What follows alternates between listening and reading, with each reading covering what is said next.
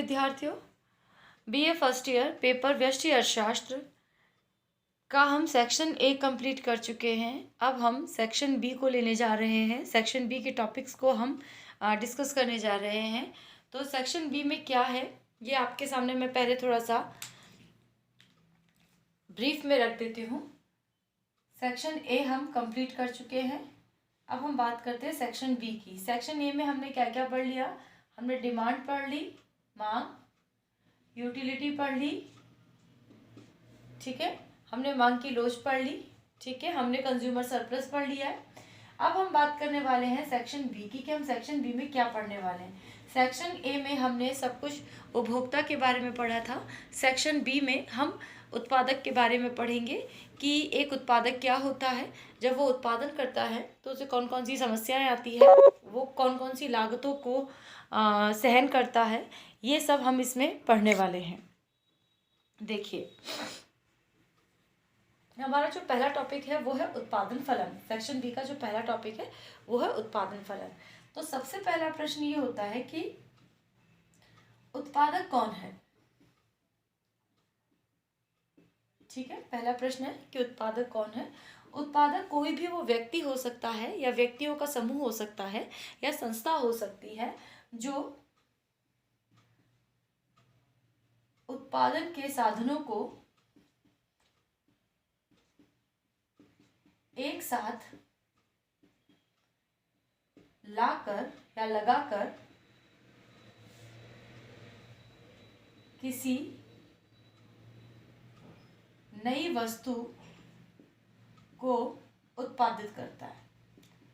Clear? मतलब उत्पादक कोई भी व्यक्ति होता है जो उत्पादन के साधनों को एक साथ लगाकर कोई नई वस्तु का उत्पादन करता है। तो सबसे पहले बात आती है कि उत्पादन के साधन क्या होते हैं। उत्पादन का कार्य करने के लिए, प्रोडक्शन का कार्य करने के लिए, चाहे प्रोडक्शन फर्नीचर का हो, चाहे प्रोडक्शन कारों का हो, चाहे कपड़े का हो, चाहे पेंसिल का हो, चाहे पेन का हो, चाहे चाय पत्ती का हो, चाहे चीनी का प्रोडक्शन हो, किसी भी प्रकार की वस्तु का, चाहे वो खाने के काम में आती हो, चाहे हम उसको पहनते हो, ओढ़ते हो या यूज़ करते हो, उसके प्रोडक्शन में बहुत सारे साधन लगे होते हैं। तो मेनली जो साधन होते हैं वो हैं श्रमिक, धन, खुद उत्पादक, मैनेजर, कच्चा माल, बिजली, परिवहन के साधन जो माल को इधर से उधर ले जाएं, इमारत, मशीन, एसेट्रा। तो इस प्रकार एक उत्पादन को करने के लिए बहुत सारे साधन होते हैं। श्रमिक की भी आवश्यकता होती है, धन की भी आवश्यकता होती है, उत्पादक स्वयं भी उत्पादन का एक साधन माना जाता है। एक मैनेजर भी चाहिए होता है, कच्चा माल चाहिए होता है, बिजली चाहिए होती है, माल को इधर उधर ले जाने के लिए परिवहन के साधन चाहिए होते हैं, एक इमारत या बिल्डिंग चाहिए जिसमें प्रोडक्शन का काम हो सके, मशीनें चाहिए। तो इस प्रकार उत्पादन के बहुत से साधन होते हैं जिन्हें मेनली हम श्रम, भूमि, पूंजी, उद्यमी, प्रबंधक, इनमें डिफाइन कर लेते हैं। ठीक है, श्रमिक हो गया, पूंजी में आपका धन भी आ गया, आपकी मशीन भी आ गई, भूमि में आपकी इमारत आ गई है, उद्यमी स्वयं हो गया, प्रबंधक हो गया। तो इस प्रकार मेनली उत्पादन के साधनों की हम इनकी बात करते हैं। ठीक है, तो हम वापस अपनी बात पर आते हैं कि एक उत्पादक क्या करता है कि उत्पादन के इन सभी साधनों को लगाकर कोई प्रोडक्शन का काम शुरू करता है। तो जो काम कर रहा है, जो मेन जो व्यक्ति है, जो सभी साधनों को एक साथ लगाकर काम करता है, वो क्या कहलाता है? वो उत्पादक कहलाता है। क्लियर? उत्पादक कौन होता है? जो प्रोडक्शन का काम करता है वो उत्पादक होता है। अगर आप भी कोई छोटा मोटा प्रोडक्शन का काम शुरू करते हैं तो आप क्या कहलाएंगे? आप उत्पादक कहलाएंगे।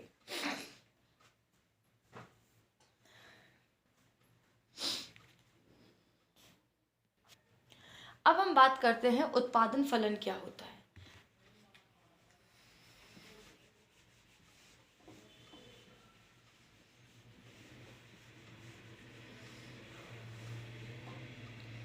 देखिए, उत्पादन फलन क्या होता है, प्रोडक्शन फंक्शन क्या होता है।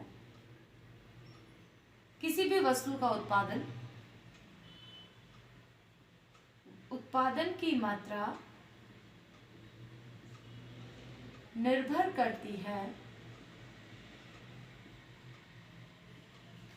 उत्पादन के साधनों की मात्रा पर। क्लियर? क्या बात समझ में आई? किसी भी वस्तु का उत्पादन कितना होगा या उसके उत्पादन की मात्रा कितनी होगी, यह इस बात पर निर्भर करेगा कि उस प्रोडक्शन को करने के लिए उत्पादन के साधन कितने ज़्यादा लगाए जा रहे हैं। ठीक है? जैसे अगर फर्नीचर का उत्पादन करना है तो फर्नीचर का उत्पादन उतना ही ज़्यादा होगा जितना उसमें लकड़ी और श्रमिक साधन का प्रयोग किया जाएगा। अगर लकड़ी की मात्रा कम होगी, श्रमिकों की संख्या कम होगी, तो फर्नीचर भी कम बनेगा। और अगर लकड़ी की मात्रा ज़्यादा होगी, श्रमिकों की मात्रा ज़्यादा होगी, तो फर्नीचर भी ज़्यादा बनेगा। तो क्या बात समझ में आई कि उत्पादन की मात्रा निर्भर करती है उत्पादन के साधनों पर। इसे हम इस प्रकार भी लिख सकते हैं। मान लीजिए उत्पादन की मात्रा को हम Q से दर्शाते हैं और उत्पादन के जो साधन हैं भूमि, श्रम, पूंजी, हम केवल ये ले लेते हैं और एक तकनीक ले लेते हैं। ठीक है, बाकी हम नहीं लेते, लेने के लिए तो बहुत लंबी लिस्ट बन जाएगी।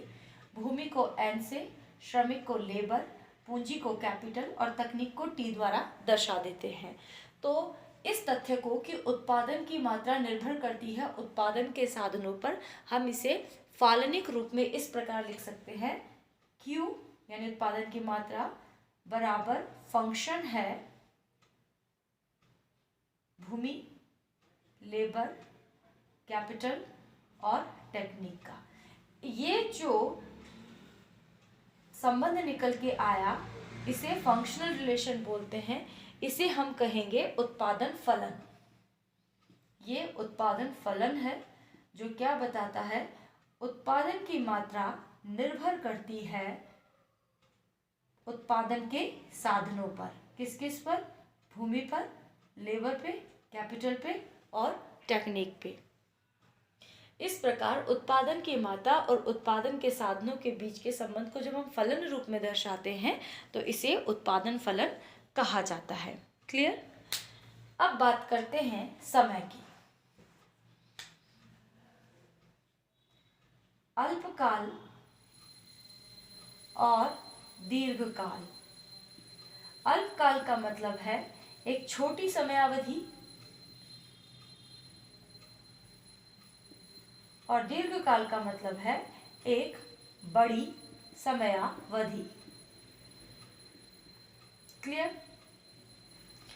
अब जो उत्पादन फलन है वह अल्पकालीन भी हो सकता है और दीर्घकालीन भी हो सकता है। कैसे?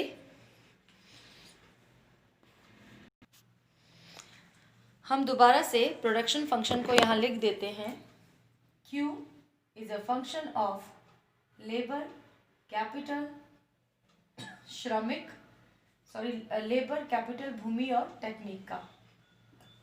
अब मेरा आपसे सवाल है कि अगर कोई उत्पादन का कार्य चल रहा है, यहाँ Q का मतलब है उत्पादन, F का मतलब है फलनात्मक संबंध, L इज इक्वल टू श्रम, लेबर, K का मतलब है पूंजी, N का मतलब है भूमि और T का मतलब है तकनीक, यानी कि संयंत्र, बिजली वगैरह ये सब चीज़ें इसी में आ जाती है क्योंकि प्रोडक्शन करने के लिए मशीनों की ज़रूरत भी होती है। अब देखिए, अब जो उत्पादन फलन है अगर इस कंडीशन में है, ये इसे हम दो अल्पकालीन और दीर्घकालीन कह सकते हैं। एक आ गया आपका अल्पकालीन उत्पादन फलन, एक आया दीर्घकालीन उत्पादन फलन। अब ये क्या है देखिए, उत्पादन के बहुत सारे साधन हैं, जैसे हमने लिया श्रम, भूमि, पूंजी और तकनीक, ये 4 साधन हैं। क्या होगा अगर अल्पकाल का समय है, छोटी समयावधि है, तो उत्पादन के साधनों की अगर बहुत ज़्यादा ज़रूरत है, या ये हम कहें कि अगर एक उत्पादक है और उसके सामने एक उत्पादक है, उत्पादक के सामने एक बड़ा ऑर्डर आ गया कि उसे बहुत सारी वस्तुओं का ज़्यादा उत्पादन करके मार्केट में सप्लाई करना है, तो उसे उत्पादन बढ़ाने के लिए क्या करना पड़ेगा? उसे उत्पादन के साधनों की मात्राओं को बढ़ाना पड़ेगा, श्रमिक को बढ़ाना पड़ेगा, भूमि को बढ़ाना पड़ेगा, पूंजी को बढ़ाना पड़ेगा, तकनीक को बढ़ाना पड़ेगा, तभी तो उत्पादन अधिक होगा। ये बात हमने यहाँ से पढ़ी है। लेकिन अगर समयावधि कम है, छोटी समयावधि है, तो ऐसी समयावधि में अगर कोई साधन बढ़ाया जा सकता है तो वो ज़्यादा से ज़्यादा श्रम हो सकता है या पूंजी हो सकती है। छोटी समयावधि में उत्पादक अपने उत्पादन करने की मशीन को या संयंत्र को या तकनीक को नहीं बदल सकता है, और उत्पादन करने की जगह अगर कम पड़ रही है तो एकदम से वो एक ही दिन में अपनी फैक्ट्री एक स्थान से दूसरे स्थान पर नहीं लगा सकता है, यानी कि जो भूमि है उसमें भी बदलाव नहीं हो सकता। तो अगर समय कम है तो उत्पादन के सभी साधनों को जल्दी से नहीं बदला जा सकता उत्पादन की मात्रा बढ़ाने के लिए। लेकिन अगर उत्पादक को ऑर्डर 1 साल के अंदर पूरा करना है तो वो उत्पादन बढ़ाने के लिए श्रमिकों के साथ साथ हो सकता है भूमि या इमारत बड़ी ले ले, तकनीक भी बहुत अच्छी ले ले, अपने मशीनों को रिप्लेस कर दे, पूंजी भी ज़्यादा लगाए। तो कहने का मतलब ये है कि अगर छोटी समयावधि है तो उत्पादन के सभी साधन नहीं बदले जा सकते हैं, कुछ साधन ही बदले जा सकते हैं उत्पादन बढ़ाने के लिए। लेकिन अगर समयावधि ज़्यादा है तो उत्पादन के सभी साधनों को इच्छानुसार बदला जा सकता है कि कितना प्रोडक्शन करना है। तो अगर अल्पकाल में हम उत्पादन फलन का अध्ययन करते हैं तो इसे अल्पकालीन उत्पादन फलन कहते हैं, और अगर हम दीर्घकाल में उत्पादन फलन का अध्ययन करते हैं तो इसे दीर्घकालीन उत्पादन फलन कहते हैं। अब देखिए इसे लिखा कैसे जाएगा। अगर अल्पकाल है और सिर्फ श्रम ही परिवर्तनशील है छोटी समयावधि में, तो Q is a function of labour, capital, land और टेक्निक। यहाँ इनके आगे हम ऊपर डैश लगा देते हैं। इसका मतलब ये है कि अल्पकाल में जो उत्पादन है वो उत्पादन के साधनों पर तो निर्भर कर रहा है, लेकिन इन सभी साधनों में कैपिटल, लैंड और टेक्निक स्थिर है, यानी कि जो जितनी मात्रा में है उतनी ही मात्रा में उनमें बदलाव परिवर्तन संभव नहीं है। जबकि अगर दीर्घकाल है तो हम इसे लिखेंगे quantity of production is a function of labour, capital, भूमि और तकनीक। यहाँ पर हमने इन सबको ही परिवर्तनशील माना है। तो एक कंक्लूजन क्या निकल के आया कि अगर छोटी समयावधि है तो उत्पादन के सभी साधन परिवर्तनशील नहीं होते हैं, कुछ साधन स्थिर रहते हैं, उनकी मात्राओं में बदलाव नहीं होगा, जबकि किसी एक साधन को बदला जा सकता है। लेकिन अगर दीर्घकालीन की स्थिति है, ज़्यादा बड़ी समयावधि है, तो उत्पादन की मात्रा निर्भर उत्पादन के सभी साधनों पर करेगी, लेकिन उत्पादन के सभी साधन अकॉर्डिंग टू प्रोडक्शन लेवल या उसकी मात्रा के अकॉर्डिंग बदले जा सकते हैं। तो अल्पकालीन उत्पादन फलन का मतलब क्या है कि जब हम छोटी समयावधि में यह जानने की कोशिश करते हैं, ध्यान से सुनिएगा, अल्पकालीन उत्पादन फलन का मतलब यह है कि जब हम एक छोटी समयावधि में यह जानने की कोशिश करते हैं कि उत्पादन के साधनों का परिवर्तन करने पर उत्पादन की मात्रा में किस तरीके का बदलाव होगा, तो इसे हम अल्पकालीन उत्पादन फलन के अंदर इसका अध्ययन करेंगे। और जब हमें यह पता लगाना हो कि अगर बड़ी समयावधि है और उत्पादन के साधनों का प्रभाव क्या पड़ेगा उत्पादन की मात्रा पर, तो हम दीर्घकालीन उत्पादन फलन का अध्ययन करेंगे। एक बात और क्लियर कर देते हैं, अल्पकालीन उत्पादन फलन का जब हम अध्ययन करते हैं तो जिस टॉपिक का हम अध्ययन करते हैं उसे कहते हैं उत्पत्ति के नियम, और जब हम दीर्घकालीन उत्पादन फलन का अध्ययन करते हैं तो हम इसे कहेंगे पैमाने के प्रतिफलों का अध्ययन।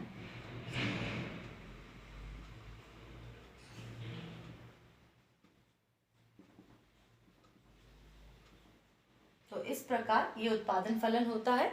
क्या होता है उत्पादन फलन? उत्पादन फलन ये बताता है कि उत्पादन के साधनों की मात्रा बदलने पर उत्पादन भी बदल जाता है या उत्पादन निर्भर करता है उत्पादन के साधनों की मात्रा पर। अगर अल्पकाल का समय है तो भी उत्पादन की मात्रा निर्भर करेगी उत्पादन के साधनों पर, और दीर्घकाल है तो भी उत्पादन की मात्रा निर्भर करेगी उत्पादन के साधनों पर। लेकिन फर्क क्या होगा कि अल्पकाल है तो हम जब ये देखेंगे कि उत्पादन के साधनों को बढ़ाने का प्रभाव क्वांटिटी और प्रोडक्शन पे क्या पड़ रहा है, तो हम सारे साधनों को नहीं बढ़ा पाएंगे क्योंकि अल्पकालीन समय है। अल्पकाल में सारे साधनों को बढ़ाया जाना मुश्किल होता है, इसलिए हम सिर्फ लेबर को बढ़ा के ये देखेंगे कि श्रम की मात्रा बढ़ने पर क्वांटिटी पर क्या प्रभाव पड़ा, प्रोडक्शन पे क्या प्रभाव पड़ा, या अल्पकाल में लेबर या परिवर्तनशील